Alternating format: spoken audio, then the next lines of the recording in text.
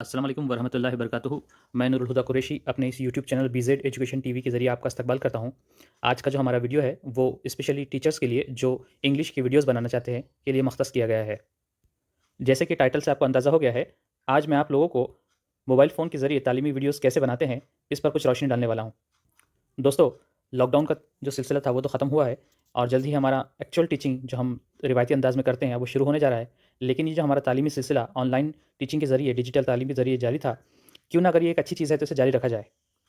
इस वीडियो के ज़रिए मेरी ये कोशिश है कि अंग्रेज़ी में वीडियोज़ बनाने का जो तरीका है, वो आसान से आसान इस तरह से हो कि कोई भी टीचर बिना लैपटॉप के ज़रिए सिर्फ़ अपने मोबाइल फ़ोन के ज़रिए ही इस तरह की वीडियोज़ बना सके।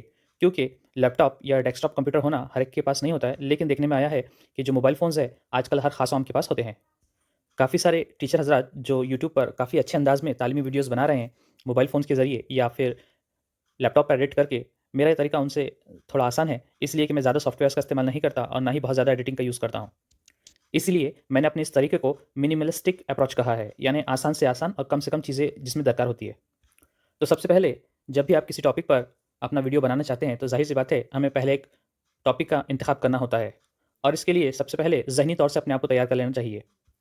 हम इस वीडियोज़ में क्या बोलने वाले हैं, किस तरह के जुमले हमें यूज़ करना है, कौन से अल्फ़ाज़ का इस्तेमाल हमें करना है, इसके बारे में हमें पहले ज़हनी तौर से तैयार हो जाना है।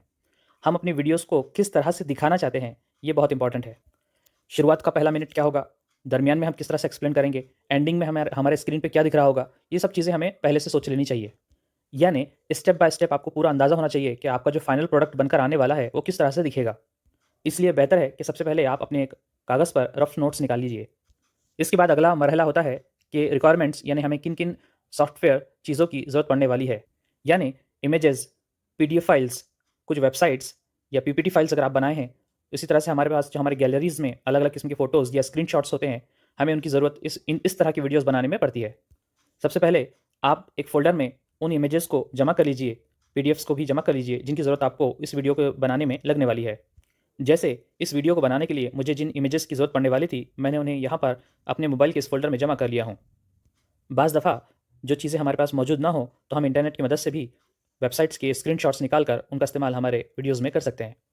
अब बात करते हैं कि किन सॉफ्टवेयर्स का इस्तेमाल मैं अपने वीडियोज़ बनाने में करता हूँ। तो मैं सबसे ज़्यादा सिर्फ़ 2 ही ऐसे सॉफ्टवेयर हैं जिनका इस्तेमाल करता हूँ और वो है इमेजिटर और इनशॉट। ये वो सॉफ्टवेयर है जिसके ज़रिए मैं अपने वीडियोज़ को एडिट करता हूँ। एडिटिंग किस तरह करते हैं, मैं थोड़ी देर के बाद आपको बताऊँगा। और इमेजिटर वो सॉफ्टवेयर है जिसकी मदद से मैं इस तरह की इमेजेस जो आपकी स्क्रीन पर इस वक्त दिखाई दे रही हैं, बनाता हूँ। साथ ही साथ उर्दू, इंग्लिश और अगर दूसरी लैंग्वेजेस जो आपको पसंद है, उनके कीबोर्ड्स भी आप डाउनलोड कर लीजिए। एक और एप्लीकेशन वीटा ऐप है जो कि इनशॉट की तरह ही काम करता है। इसलिए 2 में से कोई एक भी अगर हो तो काफ़ी होगा। मोबाइल पर वीडियोज़ रिकॉर्ड करने के लिए एज़ी रिकॉर्डर सॉफ्टवेयर की ज़रूरत आपको पड़ सकती है। ये तीसरा सॉफ्टवेयर है।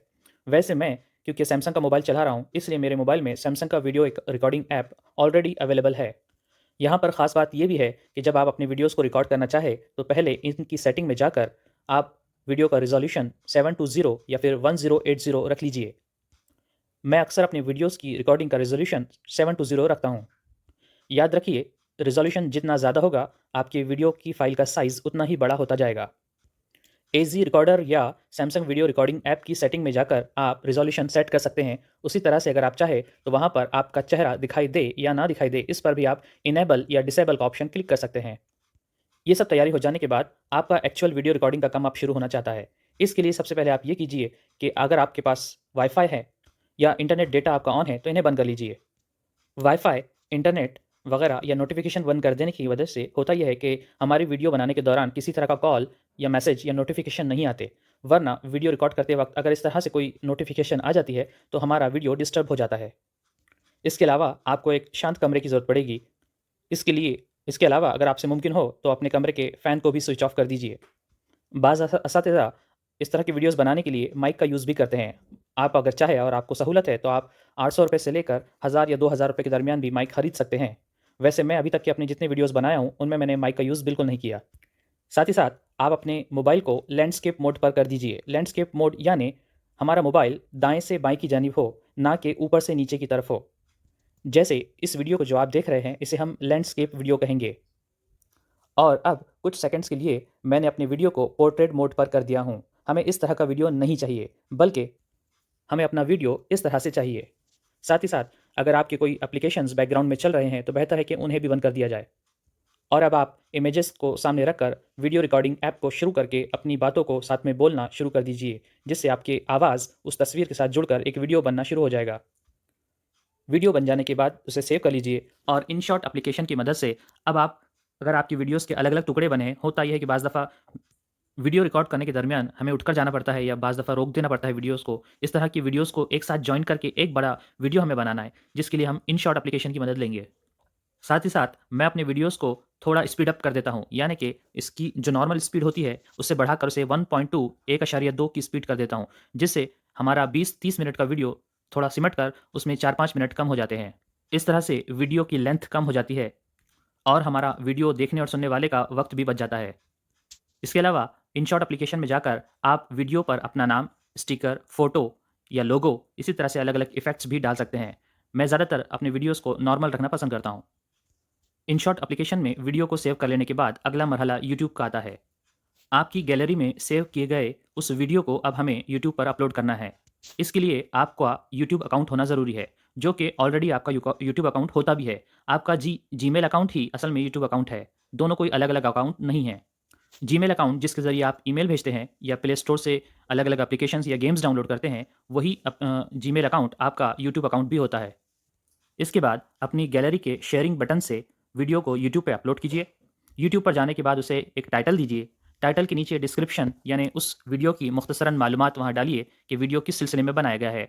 जब वीडियो अपलोड हो जाता है तो इसकी एक लिंक क्रिएट हो जाती है। उस लिंक को कॉपी करके आपको शेयर करना है, जिसके लिए आप व्हाट्सएप, फेसबुक वगैरह का इस्तेमाल कर सकते हैं। लिंक शेयर करते वक़्त उसमें भी कुछ डिस्क्रिप्शन डाल देना बेहतर होता है, ताकि जब हमारा स्टूडेंट या व्यूअर उस लिंक को देखे तो उसे एक मुख्तसर आइडिया मिल जाए कि वीडियो किस सिलसिले में बनाया गया है। लिंक शेयर करने के बाद आखिरी मरहला है यूट्यूब स्टूडियो नाम का एप्लीकेशन डाउनलोड करना। इसके ज़रिए होता यह है कि यूट्यूब पर आपने जितने भी वीडियोज़ अपलोड किए हैं, हमारा YouTube studio application data analysis करता है कि अब 1 घंटे में या दिन भर में 24 घंटे में या 1 महीने में आपकी वीडियोज़ को कितनी मरतबा देखा गया, शेयर किया गया वगैरह हर तरह की तफ़सीलात इस यूट्यूब स्टूडियो एप्लीकेशन पर होती है। अब मैं आपको इमेजिटर और InShot एप्लीकेशन किस तरह से चलाते हैं, उसका एक आइडिया दूँगा। इमेजिटर एक फ्री एप्लीकेशन है। इसे ओपन करने के बाद आपको कुछ इस तरह का इंटरफ़ेस दिखाई देता है। यहाँ पर आप सबसे पहले न्यू पेज पर क्लिक कीजिए और इसमें दिए गए अलग-अलग शक्लों में से यूट्यूब थंबनेल जो लिखा है, उस पर क्लिक करते हैं। एक ब्लैंक पेज आता है, यहाँ पर नीचे ऐड पर क्लिक करना है। ऐड पर वो कहता है कि आप क्या ऐड करना चाहते हैं, तो हम टेक्स्ट या इमेज मैं इस वक़्त आपके लिए टेक्स्ट पर क्लिक करता हूँ। टेक्स्ट पर क्लिक होने के बाद हमारे टॉपिक का नाम, जैसे मैं इस वक़्त यहाँ एजुकेशन लिखता हूँ, और फिर से आप छोटा-बड़ा या अलग-अलग साइज़ या अलग-अलग डिज़ाइन दे सकते हैं। नीचे फ़ॉन्ट, साइज़, स्टाइल वगैरह दिए हैं। फ़ॉन्ट पे क्लिक करने पर अलग-अलग किस्म के फ़ॉन्ट्स आपको दिखाई देंगे। जैसे मैं इस वक़्त ये पसंद करता हूँ और डन पे क्लिक करता हूँ। साथ ही साथ साइज़ 20, 30 या 40 तक भी बढ़ाया जा सकता है। इसका स्टाइल चेंज किया जा सकता है, जैसे ये, और इसको अलग-अलग फ़ीचर्स देकर आप ज़्यादा अट्रैक्टिव बना सकते हैं। दोबारा से ऐड के बटन पर क्लिक करने के बाद इमेजेस पर हमें क्लिक करना है। इमेजेस पर क्लिक करने के बाद ये ऑप्शंस इस तरह से दिखाई देते हैं। आपको गैलरी पे क्लिक करना है। गैलरी से मैंने इस इमेज को पसंद किया हूँ, जो मेरे चैनल का लोगो है। इसे मैं जहाँ मुनासिब रखता चाहूँ वहाँ रख कर इसे हम ओके या डन कर देंगे। आप चाहे तो मज़ीद ऐड पर क्लिक कर अलग-अलग इमेजेस या टेक्स्ट मटेरियल लिख सकते हैं। आखिर में सेव का बटन दबाइए और इसे गैलरी में सेव कर लीजिए। दूसरा मरहला हमारे InShot एप्लीकेशन का है। ये भी एक फ्री सॉफ्टवेयर है। यहाँ हमें इस तरह का इंटरफेस दिखाई देता है, जहाँ पर हमें वीडियो पर क्लिक करना है। क्लिक करने के बाद न्यू ऑप्शन पे हमें क्लिक करना है। जब हमारा वीडियो यहाँ ऐड हो जाता है, तो फिर नीचे आपको अलग-अलग आइकॉन्स दिखाई देंगे। इनमें कैनवास पर क्लिक करके हमें नो फ्रेम पर क्लिक कर लेना है और ओके का बटन या टिक का निशान जो दिखाई दे रहा है, उस पे क्लिक कर लेंगे। इसके बाद आप चाहे तो सेकंड ऑप्शन म्यूज़िक में जाकर अलग-अलग म्यूज़िकल इफ़ेक्ट इसमें डाल सकते हैं। इसके अलावा कोई स्टिकर लगाकर हम उस स्टिकर को, मिसाल के तौर पर शेयर को मैं यहाँ क्लिक किया और ओके करने के बाद आप शेयर को कहाँ तक रखना चाहते हैं अपनी वीडियो में, जैसे राइट हैंड पे मैं इसे खींचकर जहाँ तक दिखाना चाहूँ, शेयर का बटन वो निशान हमें दिखाई देगा। ओके करने के बाद आप देखिए शेयर का वो बटन यहाँ पर ऊपर हमारे स्क्रीन पर आ चुका है। इसके अलावा आप यहाँ पर भी कोई टेक्स्ट लिख सकते हैं, मिसाल के तौर पे। साथ ही साथ आप इस एजुकेशन वर्ड को अलग अलग रंग वगैरह भी दे सकते हैं। यहाँ भी हमारे इस फॉन्ट्स के अलग अलग ऑप्शंस आपको दिखाई देंगे। हमारे लिखे गए इस टेक्स्ट को आप जहाँ सहूलत लगे वहाँ एडजस्ट करके रख सकते हैं, और नीचे ऑप्शन में जहाँ ग्रीन एजुकेशन दिखाई दे रहा है, इसे भी खींच कर हम जहाँ तक चाहे वहाँ तक ये वर्ड दिखाई देगा। जहाँ आपको सूट करता है वहाँ पर रुक कर फिर टिक का बटन दबा दीजिए। अगला इंपॉर्टेंट फीचर है स्पीड। यहाँ स्पीड के ज़रिए मैं अपने बोलने की रफ्तार को कम या ज़्यादा कर सकता हूँ। ज़्यादातर मैं अपने वीडियोज़ की रफ्तार 1.2 रखना पसंद करता हूँ। तो से और गलत से टकराता है। स्पीड सेट हो जाने के बाद आप अपनी वीडियोज़ को सेव कर लीजिए, या अगर आप चाहें तो मज़ीद ऑप्शंस पे क्लिक करके अलग अलग एक्सपेरिमेंट करके देख सकते हैं, या फिर अगर हमको वीडियो पसंद ना आए तो हम इसे डिस्कार्ड भी कर सकते हैं। वीडियो को सेव करने के बाद वो हमारी गैलरी में सेव हो जाता है, जिसके लिए थोड़ा वक्त लगता है क्योंकि एक प्रोसेसिंग स्पीड आपके मोबाइल पर मुनहसर होती है। अगर आपको वीडियो बनाने के दरमियान किसी तरह की कोई दिक्कत आती है तो कमेंट सेक्शन में मुझे आपके सवालात का इंतज़ार रहेगा।